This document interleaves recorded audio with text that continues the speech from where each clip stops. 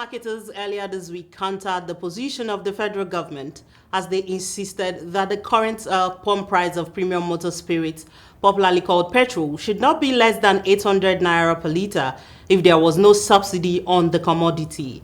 You know how we do it, so over the next half hour, we will be looking beyond the business headlines by bringing you in-depth perspectives on what's happening in the business world.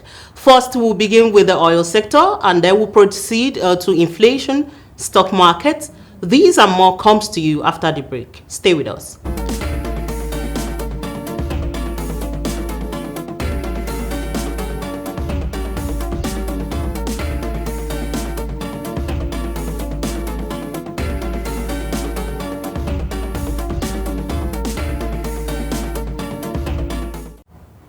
Well, hello and welcome to Business This Week. My name is Chinwe Nwokocha.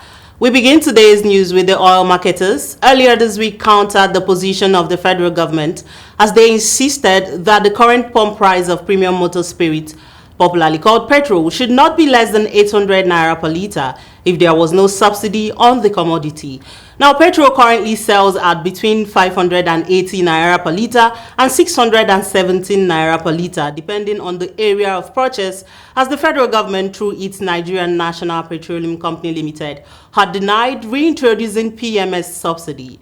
You would recall that the Chief Executive Officer, NNPCL, Mele Kyari, denied the reintroduction of petrol subsidy and claimed that the pockets of queues by motorists observed in petrol stations across the country stemmed from hiccups in product distribution from the south to the north and not a lack of supply. He had made the claim barely 48 hours after the Petroleum and Natural Gas Senior Staff Association of Nigeria confirmed the return of fuel subsidy.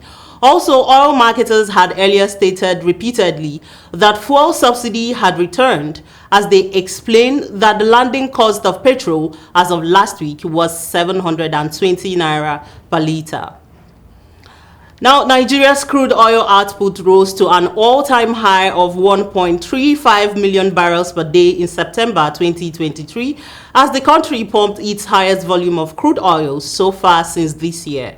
Latest figures obtained from the Nigerian Upstream Regulatory Commission showed that the country's output in September was about 14% higher than what it pumped in the preceding month of August 2023. Data from the Commission indicated that in September, Nigeria's crude oil production, excluding condensates, was precisely 1,346,562 barrels per day, which was a 165,429 barrel per day increase when compared to the 1,181,133 barrel per day produced in August this year. And domestic airlines, under the aegis of Airline Operators of Nigeria, has demanded that the federal government should allow AON procure the requisite license for the importation and distribution of aviation fuel, popularly called Jet A1.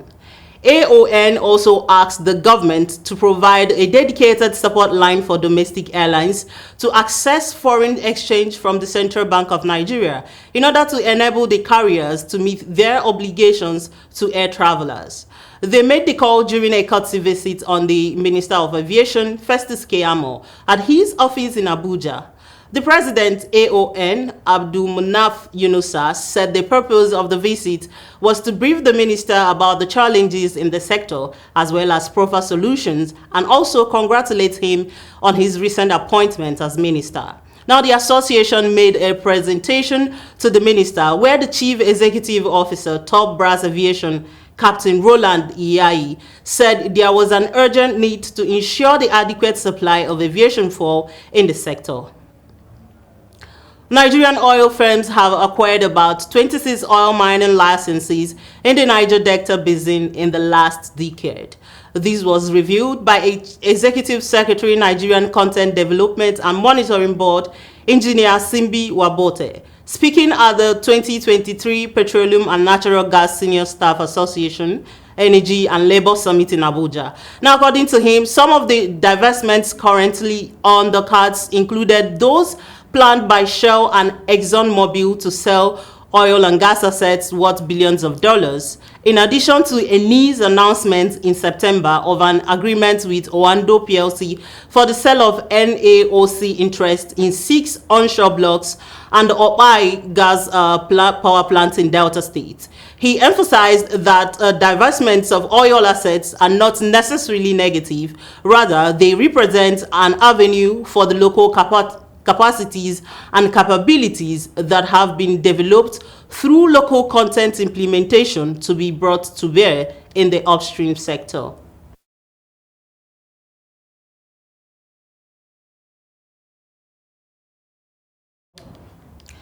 The Nigerian National Petroleum Company Limited said 4 consortia would finance the rehabilitation of pipelines across the country based on build, operate, and transfer terms. Marketers have repeatedly complained about the dormancy of about 20 NNPCL depots, as they explained that this was due to the vandalism of pipelines that supply products to the facilities nationwide. However, in a post on its formerly Twitter handle, the National Oil Company outlined 4 consortia that would finance the repairs of pipelines belonging to the NNPCL. The company said it adhered to the highest standards of transparency and global best practices in selecting the consortia, adding that the contracts, which were advertised, were awarded based on rigorous evaluation criteria and in line with industry norms. And on stock, foreign investors' stake in Nigeria equities fell month-on-month by 8.34% in August 2023, on the back of the continued difficulty to repatriate their dividends, as well as the political tension in the aftermath of the February 25th presidential election. The Nigerian Exchange Limited domestic and foreign portfolio participation in equity trading for August showed that foreign portfolio investors' participation declined to 37.16 billion naira in August from 40.54 billion naira in July 2023. This indicates a 14.15% participation level. The initial frenzy that greeted the inauguration of President Bola Tinubu and the pronouncement of some market-friendly policies by the president had begun to tank in July as a result of unclear economic policies. FPI investment had risen by 338% to 37.16 billion naira in May from 8.47 billion naira in April, thereby raising their participation to 11.15% from mere 4.43% in April. The figure rose again by 23.1% to 45.74 billion naira in June. It, however, fell by 11.4% to 40.54 billion naira in July before declining further to its current position. And on inflation will slow Nigeria's economic growth to 2.9% in 2023, the International Monetary Fund has predicted. It also downgraded the country's economic growth prospects by 0.3 percentage points to 2.9% for 2023, following weaker oil and gas production. The IMF disclosed this in its new World Economic Outlook for October, themed Navigating Global Divergences, released this week. Now, earlier in July, the lender projected that Nigeria's economy would grow by 3.2% in 2023. Then it predicted that growth in the country would be impacted by security issues in the oil sector.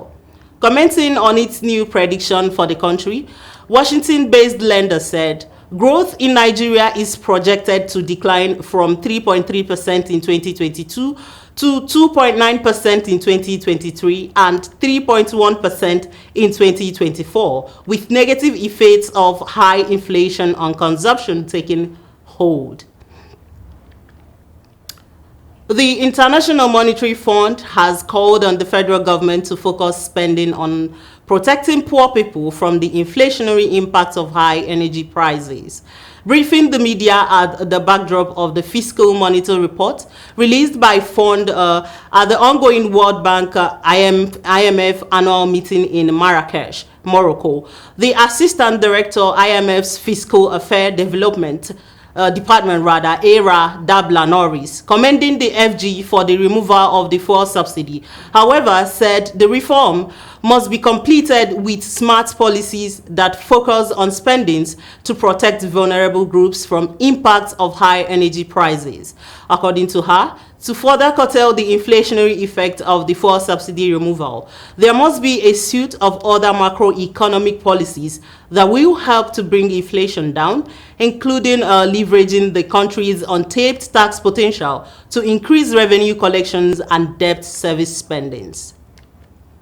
Well, you're still watching Business This Week on Viewer Television. It's time for a short break, and when we return, the program continues. Stay with us.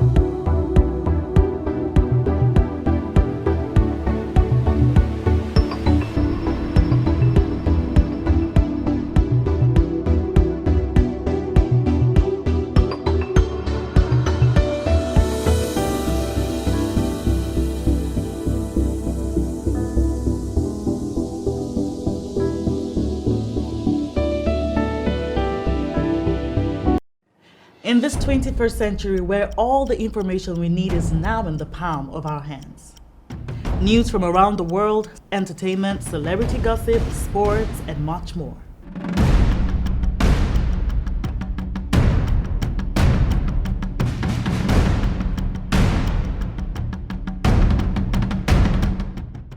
The only thing that you need is the right source.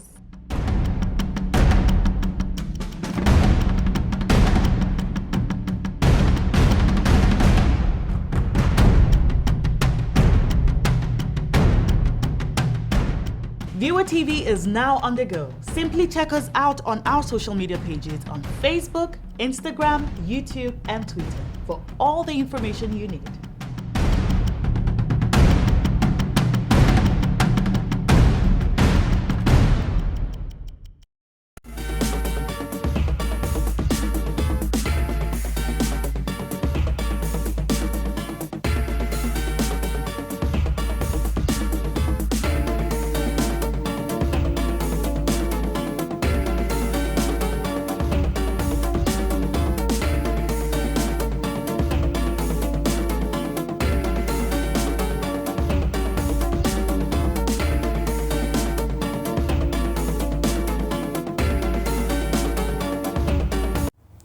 Welcome back. This is Business This Week.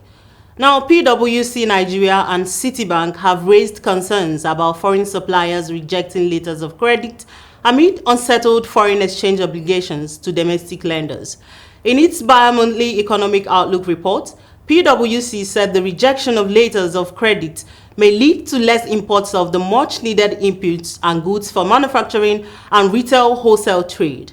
These may heighten inflationary pressures and negatively impact gross domestic product, the report has added. Now, analysts at Citibank said corporates cannot get new letters of credit and banks are owed dollars.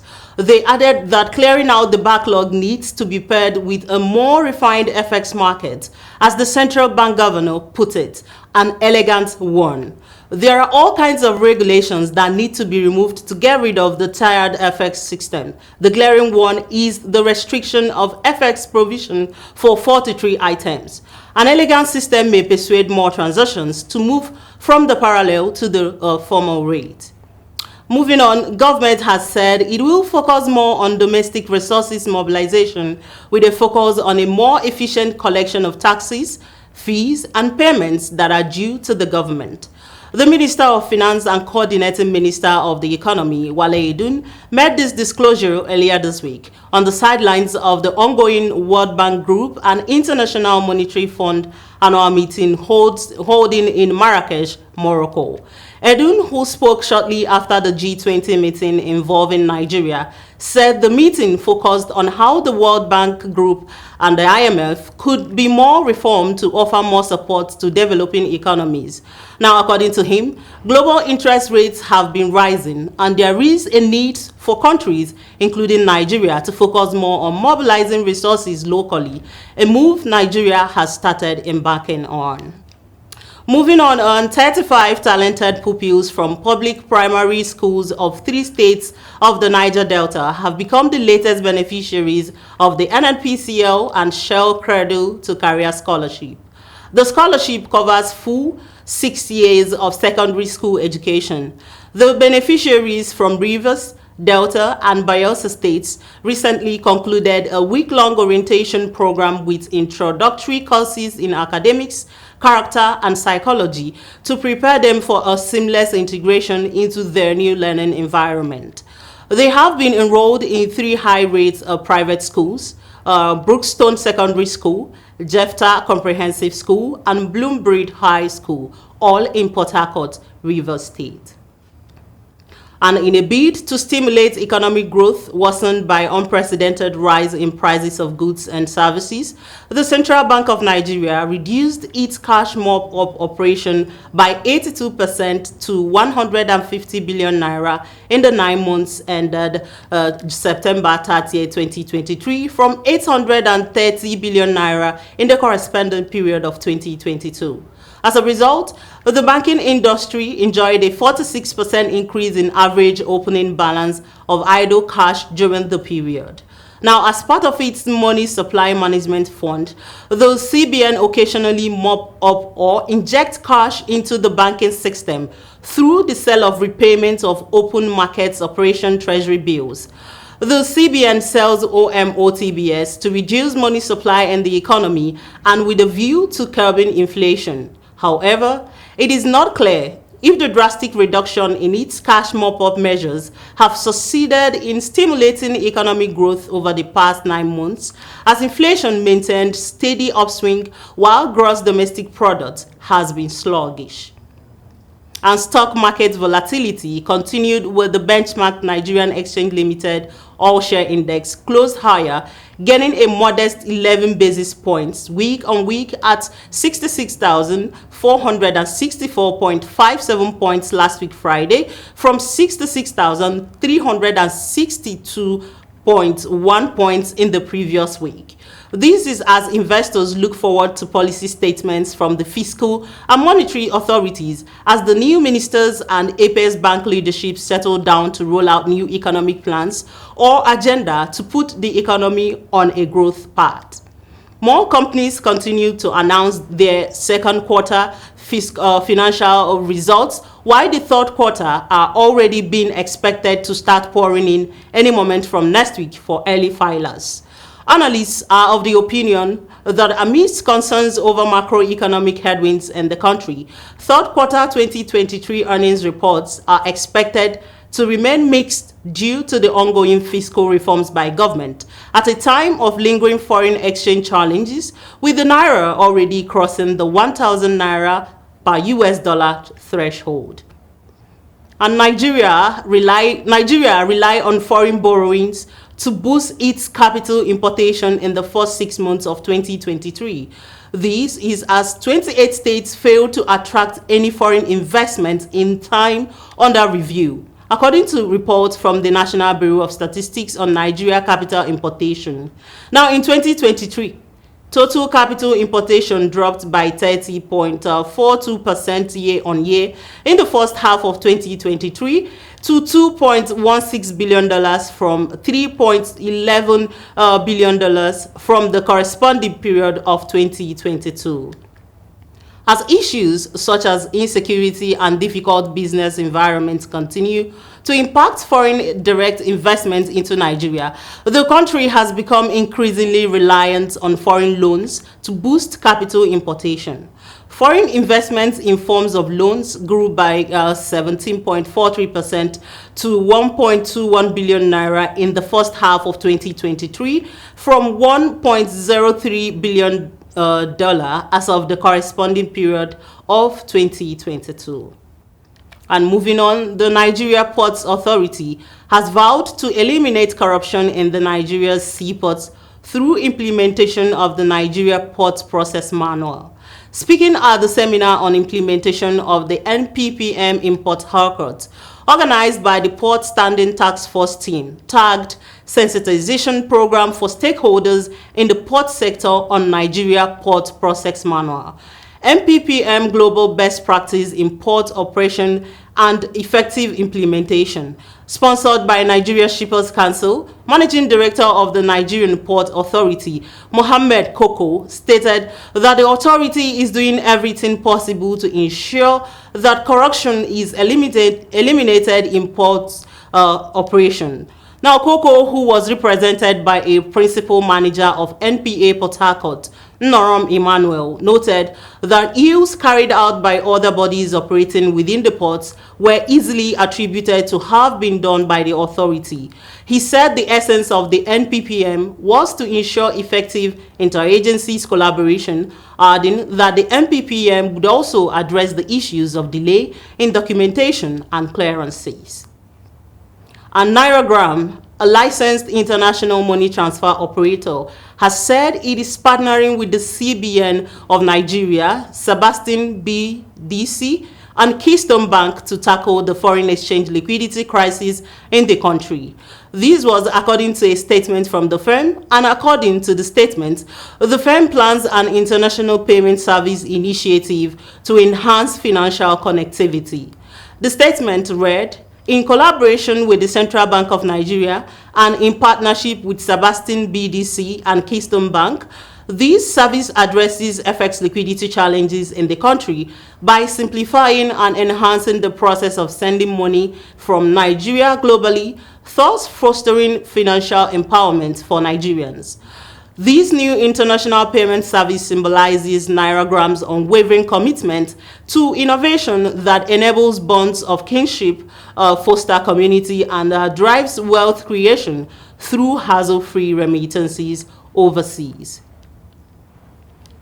Well, that's so much we can take on Business This Week today. My name is Chinwe Nwokocha. From all of us here at Viewer Television, we'll say thank you and see you same time next week. Bye for now.